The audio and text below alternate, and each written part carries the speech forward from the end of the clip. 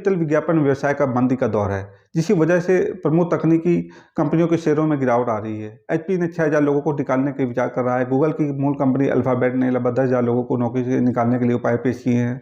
Meta, जिसे पहले Facebook के नाम से भी जाना जाता था, वो 11,000 लोगों को नौकरी निकाल रही है। ट्विटर ने अपने आधे कर्मचारी को निकाल दिया है। अमेजन भी अपने 10,000 लोगों को छंटनी करने वाली है। आखिर क्यों इतनी बड़ी छंटनी चल रही है? जानने से पहले बेल आइकन का बटन दबाकर चैनल को सब्सक्राइब कीजिएगा, जिससे आपको नेक्स्ट वीडियो का नोटिफिकेशन टाइमली मिलता रहे। अमेजॉन के संस्थापक ने कहा कि बड़े पैमाने पर छंटनी हो रही है क्योंकि अर्थव्यवस्था की स्थिति अच्छी नहीं दिख रही और मंदी की काफ़ी संभावनाएं दिख रही हैं। तकनीकी रूप से अमेरिका पहले से ही मंदी के दौर में गुजर रहा है, क्योंकि वहाँ 2/3 निगेटिव ग्रोथ इसका मेन रीज़न है। अमेजॉन के फाउंडर ने लोगों को सलाह दी है कि उन्हें कार, टीवी और फ्रिज, लग्जरियस आइटम को खरीदने से बचना चाहिए। टेक में बड़े पैमाने छंटनी क्या ये नई घटना है? टेक पे बड़े पैमाने पर छंटनी कोई नई घटना नहीं है। उद्योग में बुलबुले बनने से अफड़ने का रिकॉर्ड है। वर्तमान समय में निकटतम समांतर वर्ष 2000 होगा।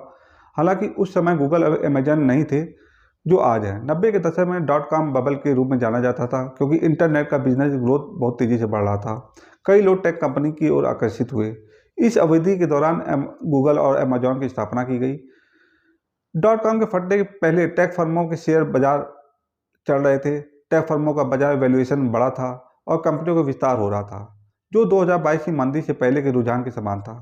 उन्हीं कारकों के कारण 2022 में तकनीकी में गिरावट आई।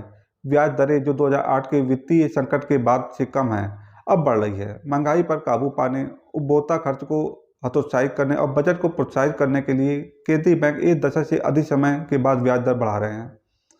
कड़ी मौद्रिक आपूर्ति और परिणामस्वरूप पूंजी और जो सभी उद्यम पूंजी फर्मों, शेयर बाजार और हेज फंडों के माध्यम से पहुंचना आसान था, अब तक उसको पहुंचना मुश्किल है। टेक फर्म, जिन्होंने इजी मनी यानी कम ब्याज दरों की स्थिति के तहत संचालित करने के लिए स्थापित किया गया था, अब यह पता लग रहा है कि उनकी लागत में कटौती करने और केवल आवश्यक चीज़ों पर पैसा खर्च करने की आवश्यकता है।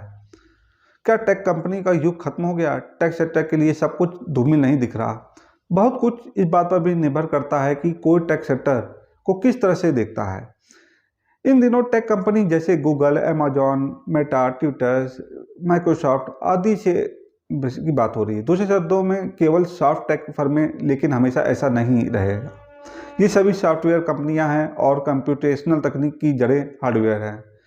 ये छोटे ट्रांजिस्टर हैं जो कंप्यूटिंग की शक्ति के मूल हैं। कैलिफोर्निया में जो प्रसिद्ध सिलिकॉन वैली, जो आज सभी सॉफ्टवेयर कंपनियों का पर्याय है, को इसका नाम इसलिए मिला क्योंकि एक बार वह स्थान हुआ करता था जहां दुनिया के सबसे उन्नत किस्म के सेमीकंडक्टर बनते थे।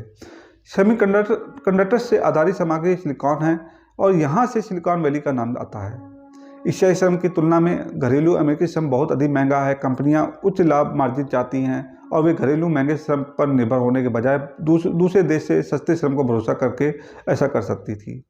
पिछले महीने अमेरिका ने यह सुनिश्चित करने के लिए आयात प्रतिबंध लगाया कि चीन के पास उस तकनीक तक पहुंच नहीं है जिससे उपयोग सेमीकंडक्टर टेक्नोलॉजी में सफलता हासिल करने के लिए किया जा सके।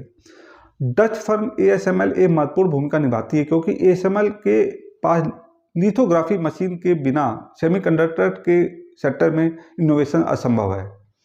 सभी उन्नत सेमीकंडक्टर कंपनियां इस डच कंपनी पर निर्भर करती है। अब तक ASML ने संकेत दिया है कि वह चीन को इन मशीनों की आपूर्ति जारी रखेगी। हालांकि अमेरिका इस बदलने का प्रयास कर रहा है। टेक में मंदी, मौद्रिक नीति में बदलाव और भू राजनीतिक प्रतिस्पर्धा के परिणामस्वरूप इन टेक कंपनी में मंदी छाई हुई है। अगर ये वीडियो पसंद आया हो तो वीडियो को लाइक करना मत भूलिएगा। नेक्स्ट वीडियो तक नमस्कार।